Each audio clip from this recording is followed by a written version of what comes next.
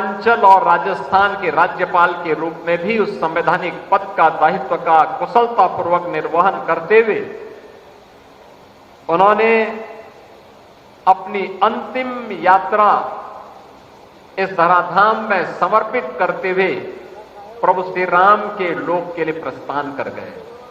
आज उनकी तीसरी पुण्यतिथि है। महत्वपूर्ण यह कि कल्याण सिंह क्या कोई व्यक्ति अचानक बन जाता है क्या? कल्याण सिंह के लिए संघर्ष और चुनौती का मार्ग चुनना पड़ता है, त्याग और बलिदान का मार्ग चुनना पड़ता है। जब चुनौती और संघर्ष सामने होता है, त्याग और बलिदान का एक जज्बा होता है, तो दुनिया की कोई ताकत आपको झुका नहीं सकती, आपका बाल बांका नहीं कर सकती है, क्योंकि अपार जन आस्था और विश्वास आपके साथ खड़ा होता है। यह अपार जन विश्वास के प्रतीक सरदेव बाबूजी कल्याण सिंह जी बने। उन्होंने उस समय की ताकतों का मुकाबला किया, विपरीत परिस्थितियों में कार्य किया, लेकिन श्री राम जन्मभूमि आंदोलन के मार्ग से तनिक भी नहीं हटे, लगातार उसके लिए कार्य करते रहे और अंततः परिणाम हमारे सामने था। आज उसकी सुखद अनुभूति पूरी दुनिया के अंदर रहने वाला सनातन हिंदू धर्मावलंबी कर रहा है। कौन ऐसा धर्मावलंबी होगा? दुनिया का सनातन धर्मावलंबी होगा या दुनिया की दमित और वंचित जातियां होंगी जिन्होंने अयोध्या में रामलला के भव्य मंदिर के लोकार्पण कार्यक्रम में जब प्रधानमंत्री मोदी जी के नेतृत्व में 22 जनवरी 2024 को 5 सदी के इंतजार को समाप्त करते हुए रामलला का विराजमान हुआ, तो न केवल भारत के अंदर बल्कि पूरी दुनिया के अंदर जश्न का माहौल था। सब लोगों के मुंह में था कि जहां भी दुनिया के अंदर दमित और शोषित जातियां होंगी, मानवता का जहां भी दमन हुआ है, श्री राम जन्मभूमि पर प्रभु राम के भव्य मंदिर का निर्माण उन लोगों के लिए एक आशा की किरण है। और इस आशा की किरण की शुरुआत तब हुई थी जब बाबूजी ने कहा था कि सरकार जाए तो जाने दिया जाए, लेकिन राम भक्तों पर गोली नहीं चलाएंगे। बहनों और भाइयों, आज हम हिंदू गौरव दिवस के रूप में बाबूजी की पुण्यतिथि के आयोजन के साथ एकत्र हुए हैं। बहनों और भाइयों, इसलिए क्योंकि उनका जीवन भारत की राष्ट्रीयता के लिए समर्पित था। उन्होंने जातिवाद को प्रश्रय नहीं दिया,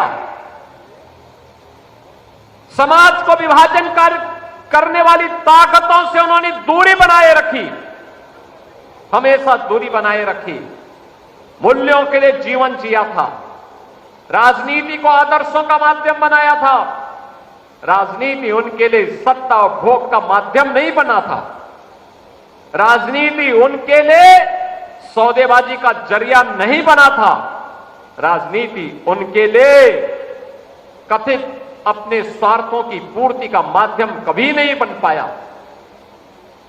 वे मुख्यमंत्री के रूप में रहे हो, मंत्री के रूप में रहे हो, विधायक सांसद के रूप में रहे हो, राज्यपाल के रूप में रहे हो, किसी भी संवैधानिक दायित्व का उन्होंने निर्वहन किया, लेकिन मूल्य और आदर्शों के साथ कोई समझौता कभी नहीं किया। लगातार कार्य करते रहे। एक निष्ठा जो राष्ट्रीय स्वयंसेवक संघ की पाठशाला में उन्होंने जानी थी, सीखी थी, उस दीक्षा का आजीवन पालन करते हुए वे कार्य करते रहे और इसलिए कल्याण सिंह बन पाए। इसलिए कोटि कोटि कार्यकर्ताओं के विश्वास बन पाए और कोटि कोटि विश्वास के प्रतीक बनने के कारण ही उस समय की तत्कालीन सरकार की अराजकता के खिलाफ जब 1991 में, याद करिए, 30 अक्टूबर 1990 और 2 नवंबर 1990 को जब अयोध्या में राम भक्तों पर गोलियां निर्ममता पूर्वक चलाई गई थी और उस समय की सरकार एक तरफ हिंदू समाज को आपस में बांटने का कार्य कर रही थी और दूसरी तरफ राम भक्तों पर गोलियां बरसा रही थी, उसके खिलाफ अड़िग चट्टान बनकर के किसी एक नेतृत्व के सामने कोई उनके सामने टकराया था तो व्यक्तित्व था सरदेव बाबूजी कल्याण सिंह जी का, जिन्होंने कहा था कि हम हिंदू समाज को बंटने नहीं देंगे, हम हिंदू समाज को बंटने नहीं देंगे। ये जातीयता का जहर घोलने वाले लोग ये भारत को कमजोर करने का काम कर रहे हैं। ये जातीयता का जहर घोलने वाले लोग भारत के सामाजिक ताने बाने को छिन्न भिन्न कर रहे हैं और एक तरफ हमें आपस में बांट रहे हैं तो दूसरी तरफ तुष्टीकरण की पराकाष्ठा में चढ़ करके उत्तर प्रदेश को दंगों की आग में भी झोंकने का काम कर रहे हैं। और बहनों और भाइयों, 2 नवंबर और 30 अक्टूबर 1990 की तिथि भारत के इतिहास में उसी काले अध्याय के रूप में लिखी जाएगी जब अयोध्या में निर्ममता पूर्वक राम भक्तों का लहू बहाया गया था। उसके खिलाफ भी आवाज मुखर की थी सरदेव बाबूजी ने। बहनों और भाइयों, वही स्थिति जब 2002 उसके ठीक 2 वर्ष के बाद 6 दिसंबर 1992 का समय आया, केंद्र की सरकार का दबाव था कि अयोध्या में राम भक्तों पर कारसेवकों पर गोली चलाई जाए। बाबूजी ने कहा नहीं, हरगिज नहीं, राम भक्तों पर गोली, सरकार चाहे तो हमारी केंद्र की सरकार चाहे तो मेरी सरकार को बर्खास्त कर सकते हैं और अगर चाहे तो मैं तैयार हूं, हमारा संकल्प पूरा हुआ, मैं अपने पद से इस्तीफा देने जा रहा हूं। और बहनों और भाइयों, मुख्यमंत्री पद को ठुकरा करके उन्होंने अपना रास्ता संघर्ष का चुना। और आज इसीलिए जब हम लोग बाबूजी की 30वीं पुण्यतिथि के अवसर पर यहां एकत्र हुए हैं, मुझे आप सबसे एक ही बात कहनी है, हम बाबूजी की इस पुण्यतिथि को हिंदू गौरव दिवस के रूप में मना रहे हैं। हमें हिंदू एकता के महत्व को समझना पड़ेगा।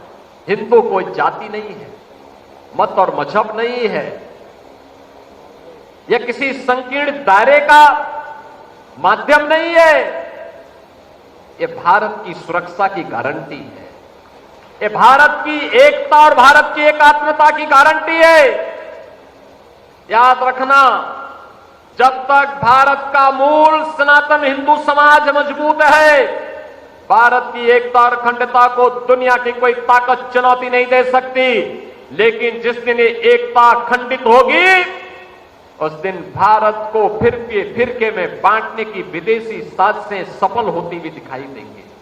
हमें इन साजिशों को सफल नहीं होने देना है, कतई नहीं होने देना है।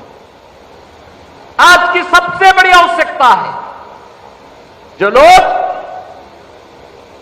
आपको बांटने का काम कर रहे हैं, इनके चेहरे अलग हैं, इनकी चाल अलग है, इनका चरित्र अलग है। ये बोलेंगे कुछ, दिखाएंगे कुछ, करेंगे कुछ। जब भी इन्हें अवसर मिला, उत्तर प्रदेश को इन्होंने दंगों की आग में झोंका है। जब भी इन्हें अवसर प्राप्त हुआ, इन्होंने हिंदुत्व के ऐसे नायकों को अपमानित किया।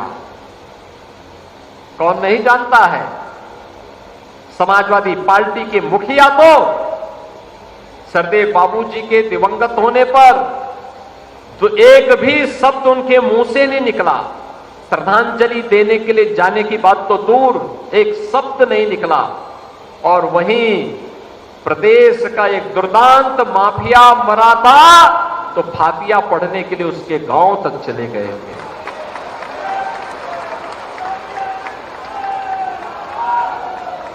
क्या यही पीडीए है? क्या यही पीडीए है? इस सकल हिंदू समाज के लिए जिनका जीवन समर्पित था, ऐसे सरदेव बाबूजी के दिवंगत होने पर श्रद्धांजलि देने की बात तो दूर, श्रद्धांजलि देने की बात तो दूर, एक शब्द उनके मुंह से संवेदना के लिए निकले।